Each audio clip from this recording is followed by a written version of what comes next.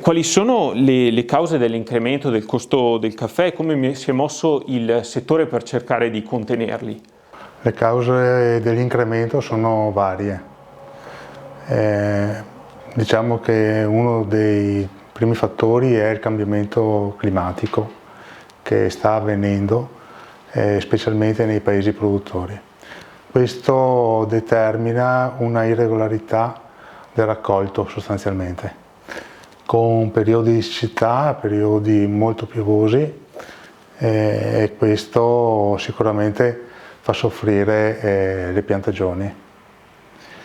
Un altro aspetto molto importante è quello dei paesi d'origine e quindi dei porti dei paesi d'origine, che sono sostanzialmente congestionati da un grande traffico portuale e addirittura con una carenza di container dove stivare il caffè per farlo destinare ai paesi acquirenti.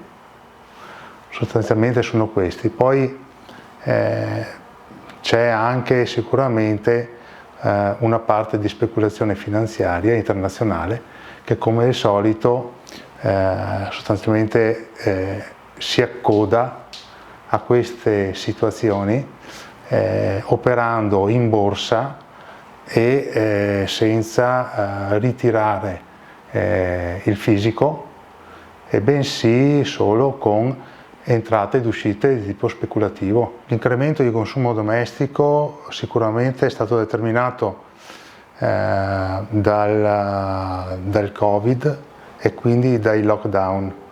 Questo ha favorito il consumo in casa del caffè e quindi anche della colazione in casa. Ne hanno fatto le spese i pubblici esercizi che hanno visto ridotto in maniera determinante i loro fatturati proprio per questo.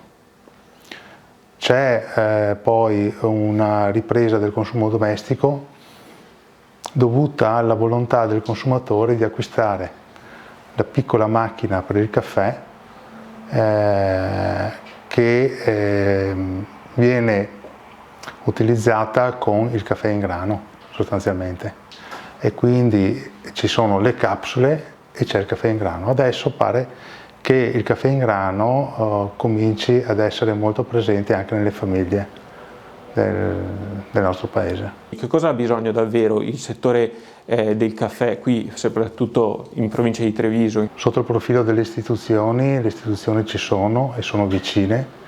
Ha bisogno, secondo il mio punto di vista, di continuare una logica di contributi per l'internazionalizzazione e la ricerca e lo sviluppo nell'ambito anche del nostro prodotto. E questo è auspicabile che la politica faccia il suo intervento proprio per questo, per sostenere le aziende in questa fase di apertura a nuovi mercati, a nuovi canali di distribuzione. Le piccole aziende solitamente hanno un canale di distribuzione, chi l'Horeca, chi la GDO, chi la famiglia. Adesso è importante avere più canali di distribuzione. Questo è una caratteristica delle aziende medio-grandi del nostro settore. Anche i piccoli però devono percorrere questa strada, secondo me.